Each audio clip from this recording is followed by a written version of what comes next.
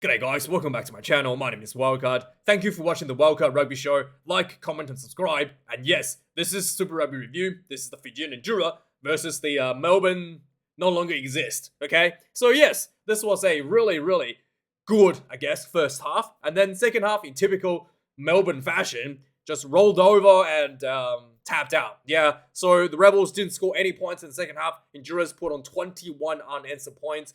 And to pull the game away, 40 points to 19, quite easily and quite comfortably. The Rebels look really threatening, actually, in the first half, is at least for like 30 minutes. The Endura's big return, Frank Lomani, was sent off almost immediately, like about 10 minutes into the game, for kicking the ball in the scrum as he was marching over the try line for a potential try. He kicked the ball in the scrum from an offside position. So there was 2 law infringements there from Frank Lomani. One, you have to be at least 1 foot in line or behind the ball.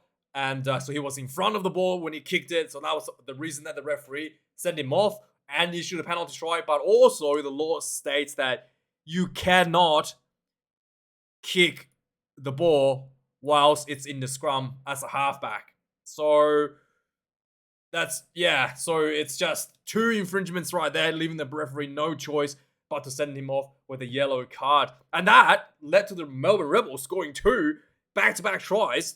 Scoring a try immediately after the penalty try. And it was looking really bad for the Enduras. Like, you know, the Rebels was going to just blow the game away. Luckily for the Enduras, they pulled themselves together. Marcy put on just another huge shift for the Enduras. Despite having a play in the bin, the Enduras was able to stay composed, getting themselves back with points despite having this scoring try. I think 1 or 2 tries, despite having a play in the bin. And just kept themselves in the game. And after halftime, the team came out energized, ready to go, realizing the gravity of the situation, and really just put a hurt on the Rebels. And really well done. The Rebels, though, really good first half. Second half, they just rolled over. The scrum was incredibly impressive with Tupou on the field. The Enduras has one of the best scrums statistically in the competition. And to see that the Frank Lomani yellow card incident, the Rebels scrum was literally walking over the try line. That's how dominant it was in the first half. Only for all of that to kind of just evaporate in the second half. And really disappointing. And yeah, just regards to the Rebels, just want a quick mention. I might make another video to go into more details on this. But the Rebels management is the worst in the whole Super Rugby competition. If you're ever wondering why Super Round, Bledisloe Cup, and there was talks of the Rugby World Cup final going to Melbourne, it's all because Rugby Australia is trying to save the Rebels. Yes, the Rugby Australia basically had a deal with the Victorian government to put these big sporting events in Melbourne as to try to get the Victorian government to put money into the Rebels, to save the Rebels. So they've done everything they could to keep the club afloat, and they were still $23 million in debt after an audit earlier this year. And that included $11 million of unpaid taxes. So yeah, you can't really fault Rugby Australia for not trying to save the team. The Melbourne Rebels has been just cannibalizing everything in Rugby Australia as well. The talent goes to Melbourne only to be spoiled, not really having to perform at all, and then they get sick of playing, they go overseas. That's just the revolving doors of the Rebels' business model, right? Take players from other teams and then send them overseas. It's just been cannibalizing the entire Australian market for a very long time because of their poor business. And then, not to mention that the Rebels, the so-called consortium that came in to save the Rebels was no doubt has no interest in saving anybody except the management. So the identity of the consortium was not disclosed. So it could literally be the same people that's running the Rebels right now as members. And number 2, some of the key advisors that was proposed to be in this in this to save the Rebels are the same people currently or formerly working for the Rebels in the director's role. So the people that drove the team into the ground is in line through this consortium to go back and run in the Rebels. So of course Rugby Australia's gonna say no. It's just like stupid if Rugby Australia actually agreed to this. And also number three, the Rebels, they're gonna move to this place called Wyndham, and their earnings revenues projection is 2 million to 9.8 million. This is basically predicting that little place Wyndham, I've never even heard of, the little suburb of Wyndham, growing to the size of Canberra. Like, it's just absurd projections for them as well. And finally, there was talk that this consortium is going to sue Rugby Australia for not giving a license. First of all, they have no grounds to stand on. Number two, Western Force tried to sue Rugby Australia for terminating their agreement early, terminating their Super Rugby franchise license early in 2007 or 2008. Sorry, 2017 or 2018, but like it was a few years ago. And they tried to sue that. They ended up losing that sue and basically going bankrupt because of lawyer fees. So if these guys wants to donate all their money to the lawyers, feel free to sue Rugby Australia. They have absolutely no chance. Absolutely. And just again, the fact that they want to sue Rugby Australia for this tells you what their intentions are. Not really in any sort of intentions to save the game or to do what's the best for the players or to do what's the best for the fans. It's all about themselves, making money for themselves, saving their own mates from getting fired and keeping them, keeping them running the business and having the government, the Victorian government or the Rugby Australia paying for them, right? It's just absurd, absolutely absurd, this deal. So finally, Rugby Australia has made the right decision here. And I might go further into it.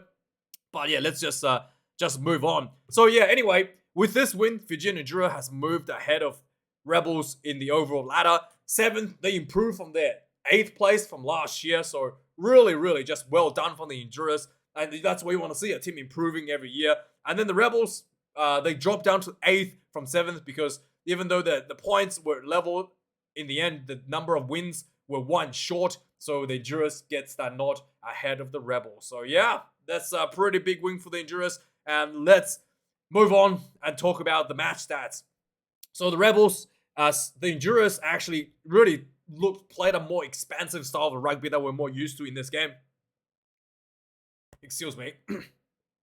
582 run meters. Like I said, in the last few weeks when they were playing away, the run meters were down to like 350. So much, much better in terms of that support running, that carry game from the Endurers. 6 tries, 582 run meters.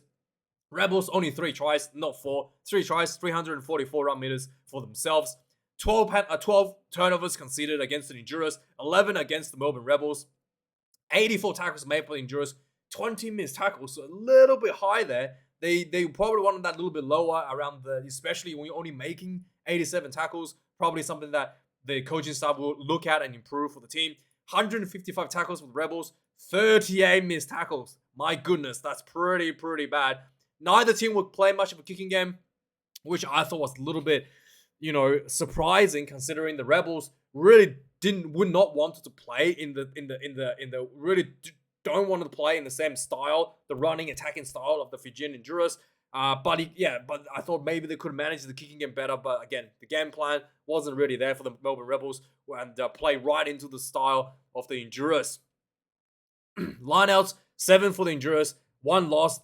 9 lineouts for the Melbourne Rebels, 4 lost. It was, pretty clunky. Lineouts throws not straight. Just basic stuff as well as being stolen. 1 scrum loss for the Rebels, but there was 1 penalty try from the Tupou scrum. So the Rebels scrum was really dominant early on and they kind of just tapered off later in the game as well. Penalties conceded, 11 against the Drua, 1 yellow card, 8 against the Rebels, and no cards were given against them. So yes, let's have a look at a quick point summary. Let's quickly go through these.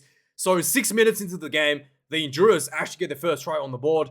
And it looked like there was a bunch of knock-ons. The Endurers were just doing a lot of offloads down the sideline. It looked like there was a bunch of knock-ons, and the referee just went play it on. I mean, Paul Williams anyway, a bunch of knock-ons, but anyway, the referee said play on. And eventually the Drua got really close to try line, and then just nice hands out to the winger, Nanaga, goes in for the first try, 5-0 for the Endurers. 11 minutes into the game, there was a huge scrum. Rebels had a penalty right in front of the goal line. They went for the scrum. Tupou marched over the try line essentially, and Lomani kicked the ball in the ruck. Illegal penalty try. 7 points to the 5. Rebels back in front, and then immediately from the kickoff, the Rebels were attacking. A couple missed tackles from the Endurers, and then the Rebels got into the halfway, and defense was all over the place. A nice crossfield kick, lands perfectly to Andrew Callaway. And try time all the way down the sideline. Try time, 14 points to 5. And this was looking really bad for the Endurers. And then the good news is the Endurers was able to compose themselves despite having a play in the bin.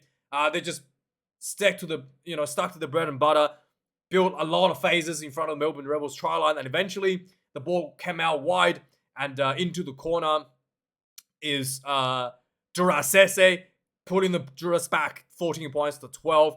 26 minutes into the game, everybody was kind of,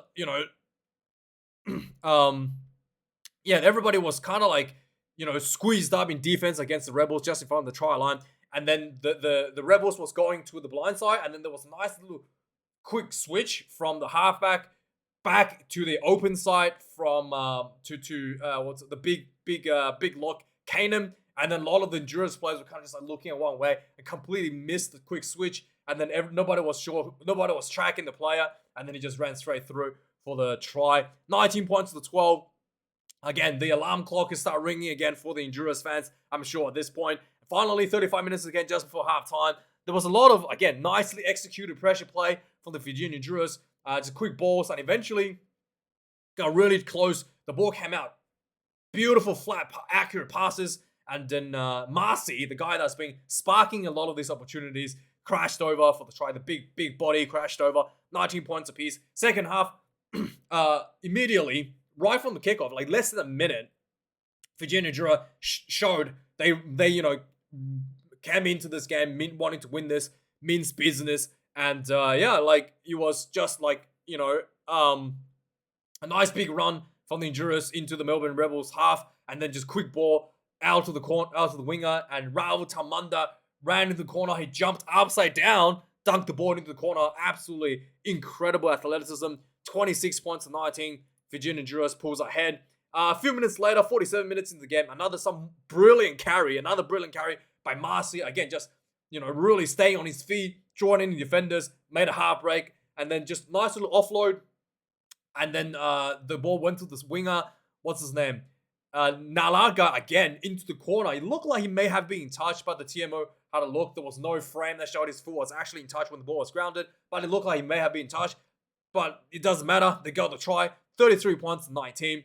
51 minutes into the game. Again, a lot of more consistency out of Fijian Drua. Frank Lomani, he's trying to redeem himself. There was a lot of nice pressure in front of the Rebels try line. And finally, Lomani spots the opportunity in front of him. Pick and go, try time, 40 points to 19. And 54 minutes into the game, Lomani looked like he might have gotten another red card. He put a massive shoulder onto Leota's head, but on review, that Leota fell into it, so it was no yellow card. Good decision by the referee. 66 minutes into the game, another penalty to the Endurance. All the players were playing for a very long time without a break. All the forwards were just gassed out, and everybody's pointing at the goalpost. And Caleb Muntz tried to take the kick, and he missed, unfortunately. And finally, there was 76 minutes in the game. It looked like Endurance had to score one last time. There was a nice charge down from a box kick against the Endurance, and then Vose grabbed the ball and went over the try line. And the referee went back. I'm pretty sure it was more than two phases, saying that there was a knock on.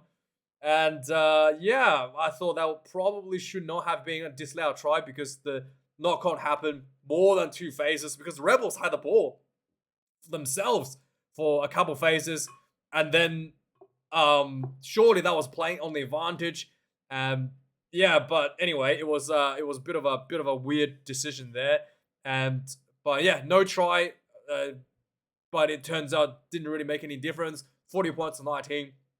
Just kind of like, made the scoreboard look a little bit tidier for the Melbourne no longer exists. So yeah, let me know your thoughts about this game. Like, comment, subscribe. I might do a full, dive into the Melbourne Rebels situation. And yeah, let me know your thoughts, guys. And I'll see you guys a bit later. Cheers.